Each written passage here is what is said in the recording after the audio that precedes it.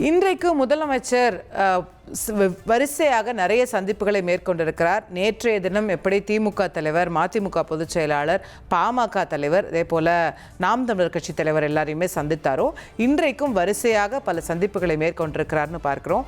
IUML கட்சி அலுவலகத்துக்கு சென்று அவர்கள் ஆதரவு அளித்ததற்கு நன்றி தெரிவித்தார். அங்கே மைக்கு பிடிச்சு பேசினார். IUML ஆஃபீஸில் அங்கே இருக்கிற நிர்வாகிகள் மத்தியில் பேசினார். உங்களோடு நிற்பது என்னுடைய கடமை, அதை நான் முக்கியமாக கருதுனேன் அப்படின்னு சொல்லி பேசினார். அதற்கு பிறகு காங்கிரஸ் கட்சி அலுவலகமான சத்தியமூர்த்தி பவனுக்கு சென்றார். அங்கே கட்டுக்கடங்காத கூட்டம் இருந்ததை பார்த்தோம். ஒரு பெரிய கிட்டத்தட்ட ஒரு சிக்கல் ஏற்பட்டுருமோ, இதை சமாளிச்சிருவாங்களா இல்லையான்னு நம்ம யோசிக்க வைக்கக்கூடிய அளவுக்கு ஒரு பதற்றத்தை ஏற்படுத்தக்கூடிய அளவிற்கு காங்கிரஸ் கட்சி ஆஃபீஸில் அவ்வளவு கூட்டம் இருந்ததை பார்த்தோம். மன்னிக்கணும், அதையெல்லாம் சமாளித்து அங்கே காங்கிரஸ் கட்சி தலைவர்களை சந்தித்து அவர்களுக்கு மரியாதை செய்துவிட்டு அவர்களுடைய வாழ்த்துக்களை பெற்றுக்கொண்டு காங்கிரஸ் கட்சி ஆஃபீஸ்லேருந்து வந்து நேராக அவர் சென்ற இடம் CV சண்முகம் அவர்களுடைய இல்லம். CV சண்முகம் அவர்கள் தலைமையில் அதிமுகவினுடைய MLAக்கள் ஒரு தனி அணியாக, ஒரு தனி கொறடா, தனி சட்டமன்ற குழு தலைவர், தனி துணைத் தலைவர் அப்படின்னு தனியாக ஸ்பீக்கர் கிட்ட போய் மனு கொடுத்தாங்க. இது ஏற்கனவே நேற்றுலேருந்து இந்த பிரச்சனை ஓடிட்டுருக்குன்னு நமக்கு தெரியும். அதிமுக சார்பில் எல்லா கட்சிகளையும் தலைவரை சந்தித்த திரு விஜய் அவர்கள் அதிமுக சார்பில் மட்டும் அதிமுக பொதுச் செயலாளரை சந்திக்காமல் அவருக்கு எதிராக இருக்கக்கூடிய அணியான வேலுமணி அவர்கள், CV சண்முகம் அவர்கள் தலைமையில் இருக்கக்கூடிய அந்த குழுவை போய் மீட் பண்ணுறாரு. அங்கே எல்லா MLAக்களும் அவங்களுடைய குரூப்பில் இருக்கிற ஆதரவான MLAக்கள் எல்லாரும் ஒரு 28 பேர் வரிசையாக வந்து முதலமைச்சருக்கு பூங்கொத்து கொடுத்துட்டு வாழ்த்து தெரிவிச்சுட்டு போகிறாங்க. ஏற்கனவே EPS அவர்கள் தலைமையில் இருந்த அணி சார்பாக நாளை நடக்கக்கூடிய நம்பிக்கை வாக்கெடுப்பில் நாங்கள் இந்த அரசை எதிர்த்து வாக்களிக்க போகிறோம் அப்படின்னு திரு OS மணியன் அவர்கள் அங்கே அப்பாயின்ட் பண்ணப்பட்டிருக்கக்கூடிய கொறடா சொல்லியிருக்காரு. ஆனால் இங்கே நடக்கிறதெல்லாம் பார்க்கும்போது அநேகமாக வேலுமணி அவர்கள் தலைமையிலான அணி நாளை நம்பிக்கை வாக்கெடுப்பில் விஜயை ஆதரித்து ஓட்டு போடுவாங்களா அப்படின்ற கேள்வி எழுந்திருக்கிறது. அப்படி ஆதரித்து ஓட்டு போட்டால் அவங்க பதவி தப்புமா? அவங்க MLAக்களாக இருக்க முடியுமா? கட்சி தலைமை உத்தரவை மீறி அவங்க வாக்களிக்க முடியுமா? அடுத்து அதிமுகவில் என்ன நடக்கும்? இவங்களுக்கெல்லாம் பதவி போச்சுன்னா அடுத்து பை எலெக்ஷன் வருமா? என்ன வரப்போகுது? என்ன செய்ய போகிறாங்க? இல்லை கோர்ட்டு கேஸுன்னு போகிறாங்களா? நாங்கள் தான் அதிமுகன்னு சொல்ல போகிறாங்களா? அதிமுக பொதுச் செயலாளராக எடப்பாடி பழனிசாமி அவர்கள் தொடர்வாரா? இல்லை நாங்கள் தான் அவர் இருக்கக்கூடாதுன்னு சொல்லி இவங்க கோர்ட்டில் கேஸ் போட போகிறாங்களா? பொதுக்குழுவை கூட்டுங்கன்னு CV சண்முகம் சொல்கிறாரு. பொதுக்குழுவை அதிமுக பொதுச் செயலாளர் கூட்டுவாரா? ஏகப்பட்ட கேள்விகள் இதை ஒட்டி எழுந்திருக்கிறது. முதலமைச்சர் அங்கு சென்றிருப்பது ஒரு இன்டைரக்டான சமிக்ஞையை கொடுக்கிறாரா? முதலமைச்சர் தனக்கு ஆதரவு அளிக்கக்கூடிய குரூப்பை மட்டும் சந்திக்கிறாரா?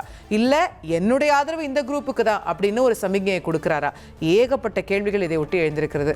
நம்மோடு தொடர்ந்து அரசியல் விமர்சகர் திரு குமார் அவர்கள் இணைந்திருக்கின்றார். குமார் சார், விஜய் ஒரு பெரிய மெசேஜை சொல்லியிருக்காரா? என்ன நடக்குது அதிமுகவில்? ஒரு ஆட்சிக்கு ஆதரவு எதிர்ன்னு ரெண்டா பிரிஞ்சிருக்கா? அடுத்து என்ன நடக்கும்? உங்க பார்வை என்ன குமார் சார்? அதாவது நீங்க இப்ப கிளியரா எல்லா கொஸ்டினையும் நீங்க சொல்லி கேட்டுட்டீங்க. நீங்க கேட்டதுல நிறைய உண்மைகள் இருக்கிறது. இப்போ நாளைக்கு வந்து EPS சைட்ல வந்து எதிர்ப்பு தெரிவிப்பாங்க, அதை வெளிப்படையா சொல்லிவிட்டார்கள். ஆமா.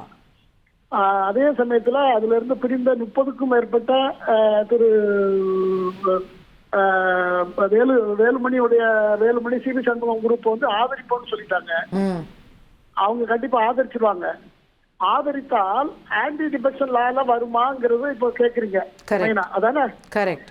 இப்போ அதுல வந்து இவங்க பொதுக்குழுவை கூட்டணும்னு சொல்லியிருக்காங்க. பொதுக்குழு கூட்டினா எல்லாரும் எங்களுக்கு தான் ஆதரவு கொடுப்பாங்கன்னு இவங்க சொல்லுவாங்க. அது டிஸ்பியூட் ஆகும்.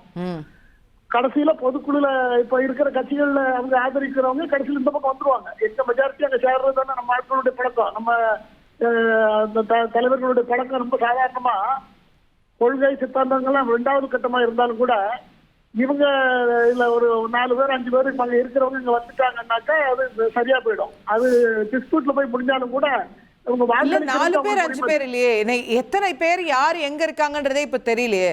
ஏன்னா முதல்ல 30-17 சொன்னாங்க. அதுக்கப்புறம் என்னாச்சு? இன்னைக்கு OS மணியன் அவர்கள் வந்து 26 பேர் எங்க பக்கம் இருக்காங்கன்றாரு. ஆனா விஜய பார்க்க 28 பேர் வந்திருக்காங்க. 28 26 கூட்டினா 54 வருது.